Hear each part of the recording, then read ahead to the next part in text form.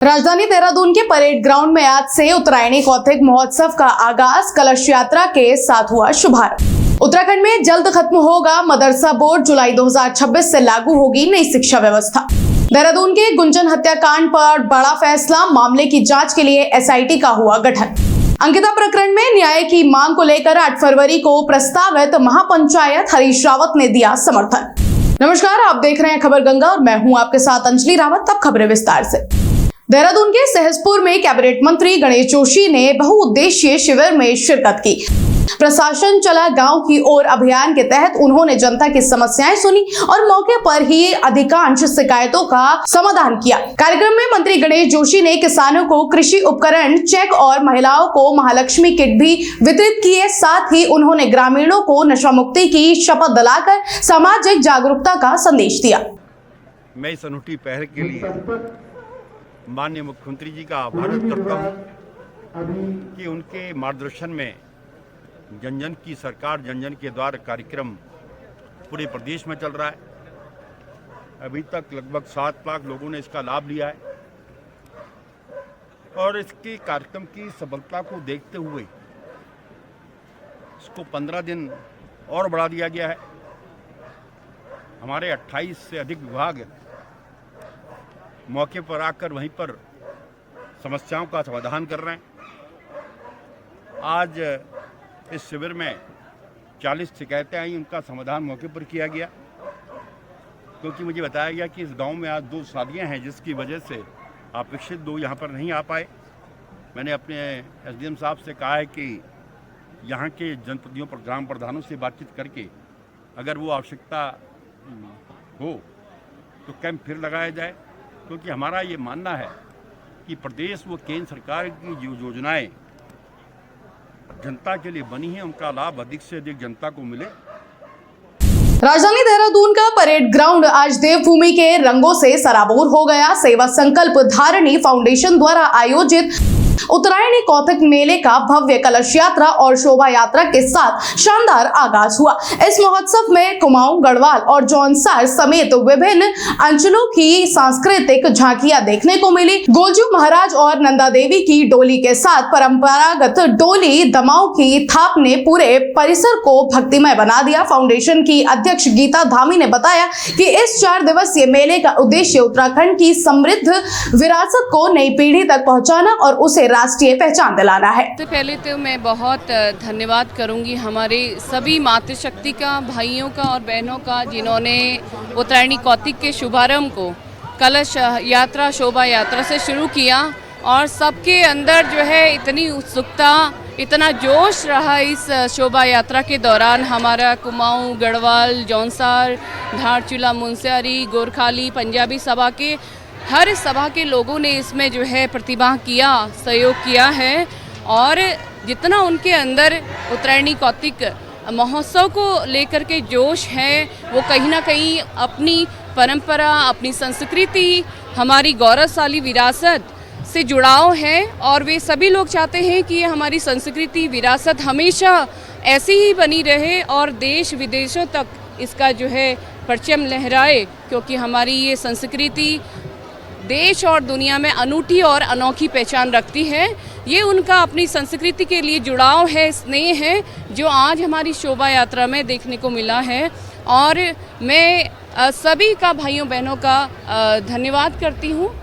उनके अंदर इतना जो है प्रेम और मेल मिलाप, आप देख रहे होंगे कि पूरे उत्तराखंड में जितना कल्चर है उतना कल्चर आज जनसैलाब यहाँ पर उमड़ के आया है। लग रहा है कि पूरा उत्तराखंड यहाँ पर आ गया है और मेरी बहुत शुभकामनाएं हैं। गोलजू आज हमारे गोलजू महाराज की डोली, माँ नंदा देवी की डोली यहाँ पर निकाली गई, 8 सातु माँ गौरा को दिखाया गया, साथ में अनेकों ढोल डमऊ और हमारे गढ़वाली नृत्यों के साथ में, जौनसारी पहनावे के साथ में, वेशभूषा के साथ में, अलग अलग वेशभूषा में सभी ने अपने पहनावे को जो है पहनावे का परचम लहराया है और पूरी अपनी वेशभूषा में लोग आए हैं सज धज करके।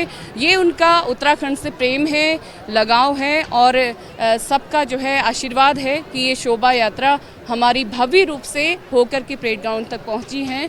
मैं सभी से आह्वान करूंगी, आप सभी लोग जो है इस महोत्सव में आइए और सभी का मनोबल बढ़ाइए। सांस्कृतिक परंपराएं जो हमारी संस्कृति है उसका आज आप जीवंत यहाँ पर हमारी जो मातृशक्ति है वो आज यहाँ पर सेवा संकल्प फाउंडेशन के माध्यम से यहाँ पर ये कार्यक्रम किया गया। माननीय मुख्यमंत्री जी की धर्मपत्नी श्रीमती गीता धामी जी के द्वारा यहाँ पर जो ये कार्यक्रम आयोजित किया गया। मैं धन्यवाद करती हूँ कि संस्कृति साहित्य कला परिषद के माध्यम से जिस प्रकार से समय समय पर जो हमारी संस्कृति का परचम है, हमारी संस्कृति है, पुरातन संस्कृति है, उसको जीवंत करने का जो प्रयास किया गया है उसका सफल यहाँ पर आज मुझे दिखाई दे रहा है कि सभी संस्थाएं मिलकर जो है यहाँ पर आज कार्यक्रम आयोजित करेंगे। बहुत बहुत आभार और धन्यवाद करती हूँ अपनी मातृशक्ति का, माननीय मुख्यमंत्री श्री पुष्कर सिंह धामी जी का और उनकी धर्मपत्नी श्रीमती गीता धामी जी का, जो उन्होंने इस कार्यक्रम को आज यहाँ पर करने का जो ये सफल प्रयास किया। धन्यवाद। हरिद्वार की मनसा देवी पहाड़ियों पर भूस्खलन रोकने के लिए अंतर्राष्ट्रीय विशेषज्ञों की टीम ने कमान संभाल ली है।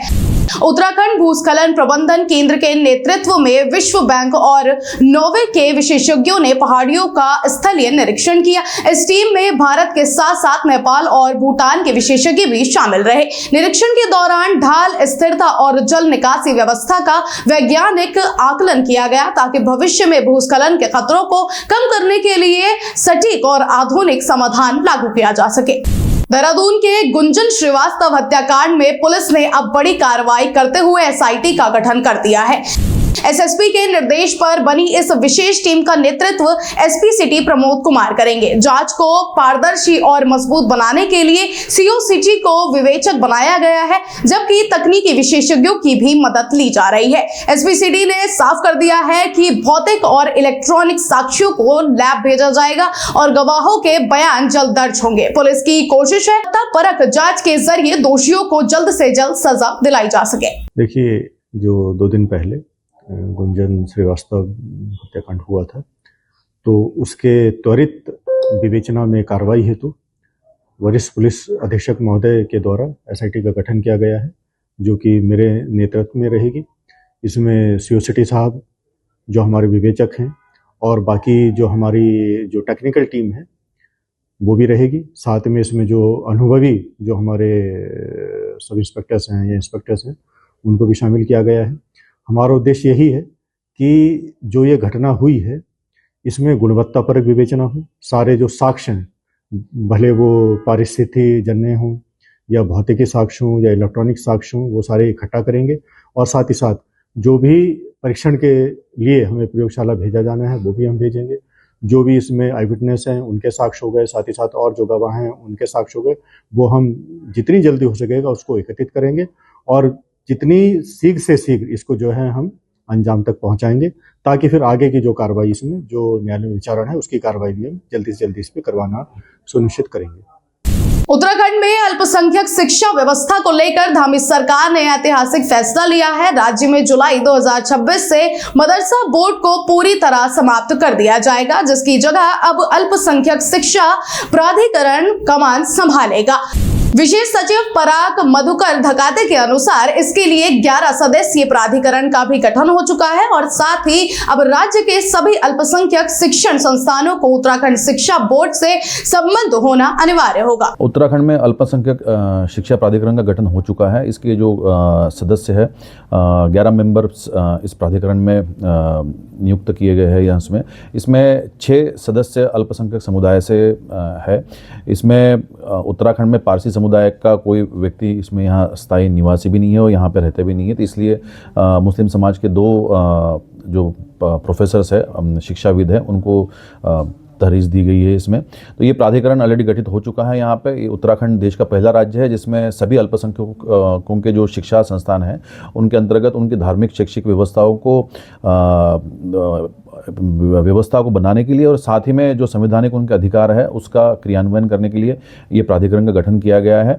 मदरसा बोर्ड जो अभी हमारे यहाँ मुस्लिम जो शैक्षिक व्यवस्था उसको चला रहे थे यहाँ पे, तो वो मदरसा बोर्ड 1 जुलाई 2026 से रिप्लेस होकर अल्पसंख्यक शिक्षा प्राधिकरण जो हमारा गठन हो चुका है उसको रिप्लेस करेगा। वहाँ पे ये प्राधिकरण जितने भी हमारे शिक्षा है जो उत्तराखंड बोर्ड शिक्षा बोर्ड है उनके से संबद्ध करना पड़ेगा। जो भी अल्पसंख्यक शिक्षा संस्थान है, और उसके बाद संबद्धता के बाद किसी को अगर अल्पसंख्यक शिक्षा संस्थानों के उनको वो दर्जा चाहिए होगा तो उसके लिए ये प्राधिकरण वो दर्जा भी उनको देने के लिए बाध्य रहेगा, बशर्ते जो शर्तें है नियमों के अंतर्गत जो रूल्स बनने जा रहे हैं उसका अनुपालन करने के बाद अल्पसंख्यक शिक्षा संस्थानों को ये दर्जा दिया जाएगा। तो मुख्य रूप से जो संवैधानिक व्यवस्था है उसके अनुरूप समान शिक्षा और साथ ही में एक उन्नत शिक्षा का अधिकार सभी बच्चों को है, और सभी बच्चों को जो अल्पसंख्यक समुदाय से है उनको एक छत्र के नीचे लाने का जो है उत्तराखंड सरकार का ये प्रयास है, जिसको आने वाले समय में जो है आपको अच्छे रिजल्ट्स दिख जाएंगे।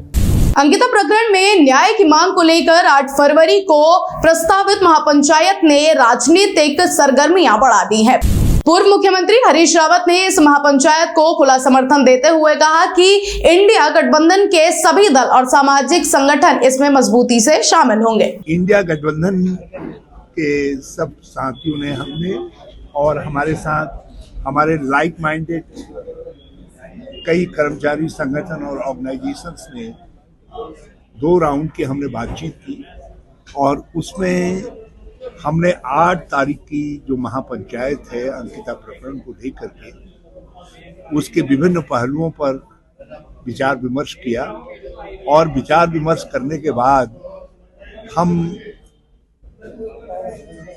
श्रीमती कमला पंत जी, रवि चोपड़ा जी आदि से बातचीत करने के बाद हमने ये निर्णय लिया कि हम 8 तारीख की महापंचायत में पूरे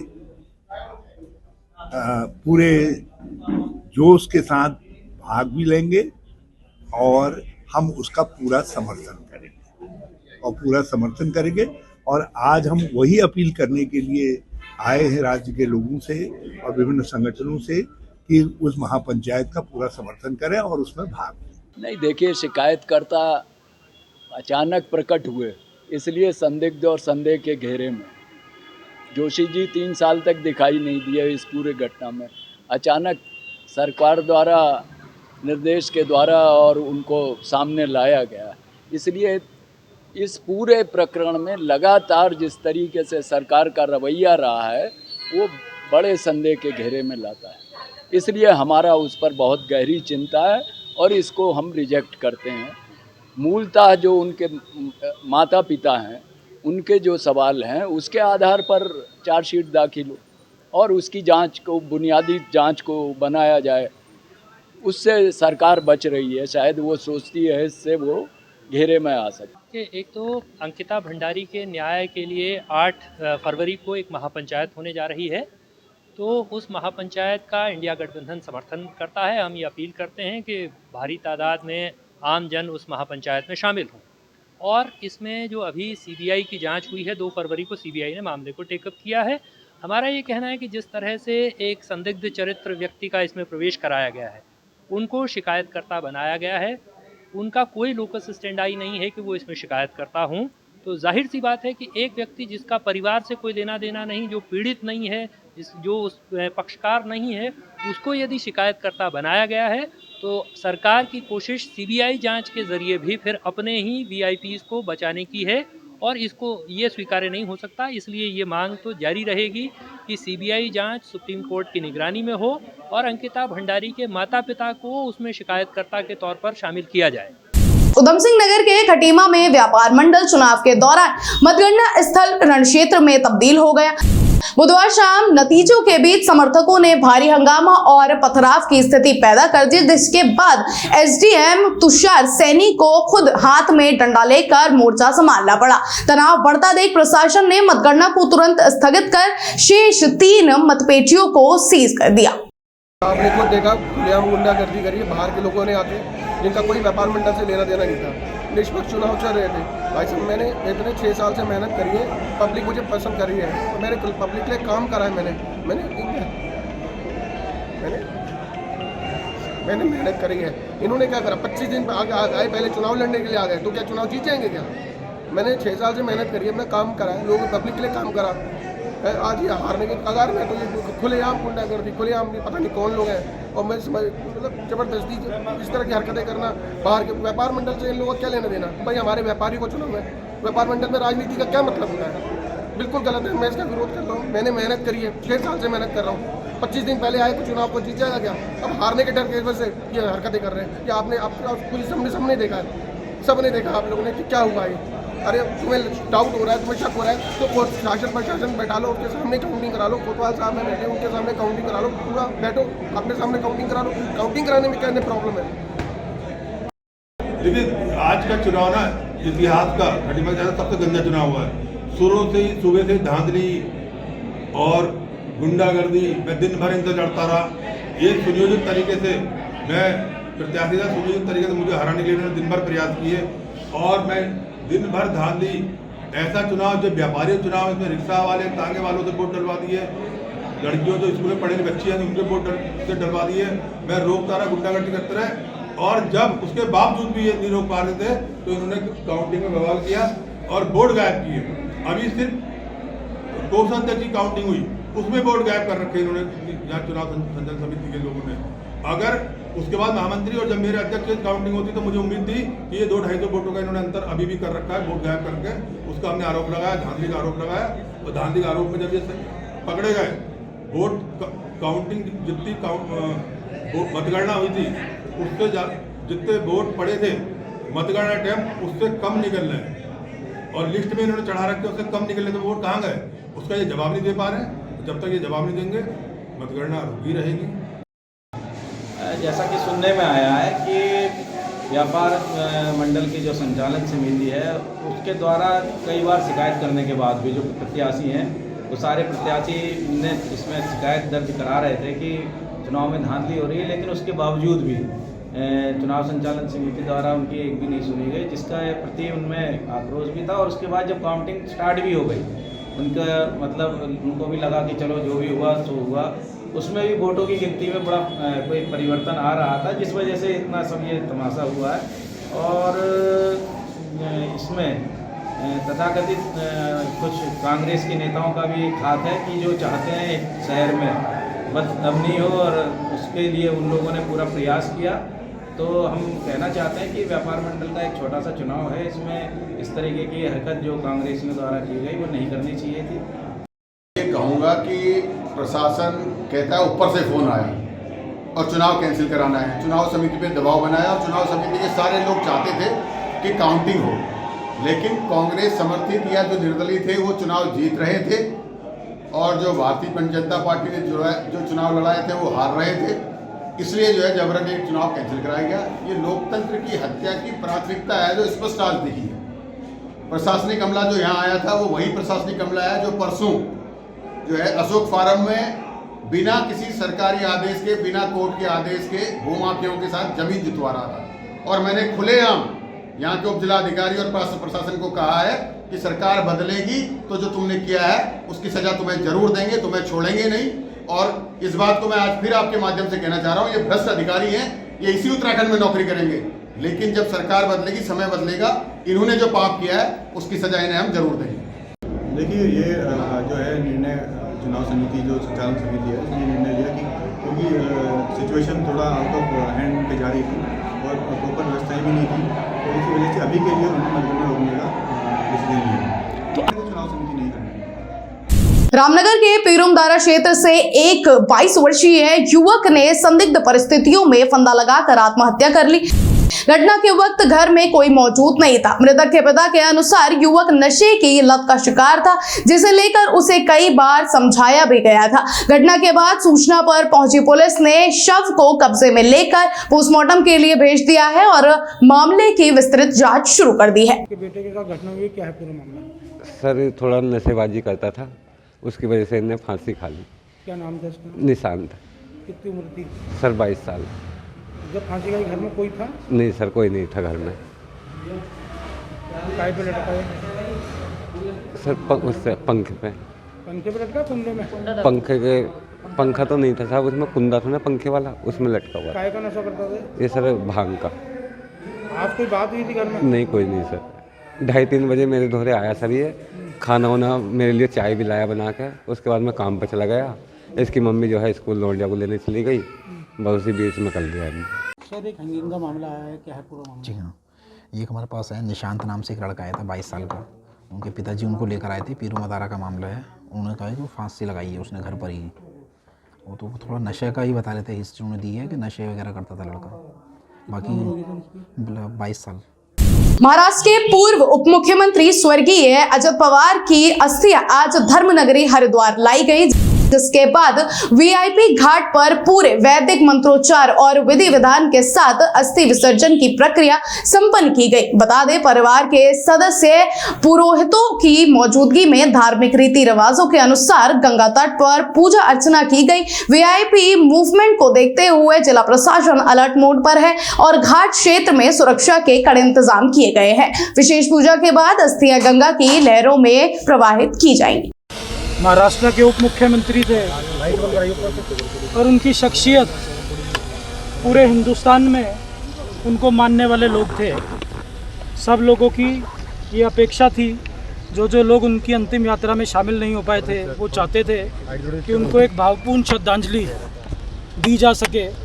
इसलिए हम लोगों ने परिवार से निवेदन किया और उनकी अस्थियों को हिंदुस्तान के सभी पवित्र नदियों में प्रवाहित करने के लिए राष्ट्रवादी युवक कांग्रेस ने फैसला किया।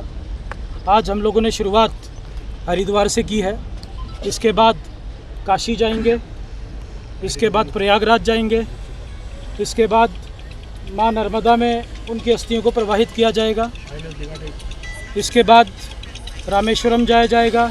कश्मीर से लेकर कन्याकुमारी तक जितने भी पवित्र नदियां हैं उनमें उनको प्रवाहित करने का काम राष्ट्रवादी युवक कांग्रेस करेगी। ठीक। रुड़की के मंगलौर में गंगनहर की आसफ नगर झील में उस वक्त हड़कंप मच गया जब वहां से एक साथ 13 गायों के शव बरामद हुए। सूचना मिलते ही पुलिस और गौ रक्षा दल के कार्यकर्ता मौके पर पहुंचे और जेसीबी की मदद से शवों को नहर से बाहर निकाला गया, जिसके बाद सभी शवों को गड्ढा खोद कर दबा दिया गया। लेकिन गौ रक्षा दल ने इसे एक बड़ी साजिश करार देते हुए दोषियों के खिलाफ सख्त कार्रवाई की मांग की है। फिलहाल पुलिस इस गुत्थी को सुलझाने में जुट गई है कि इतनी बड़ी संख्या में गायों की मौत कैसे हुई और उन्हें नहर में किसने फेंका। उत्तराखंड की ऐसी ही तमाम खबरों के लिए बने रहे हमारे साथ और देखते रहिए खबर गंगा। नमस्कार।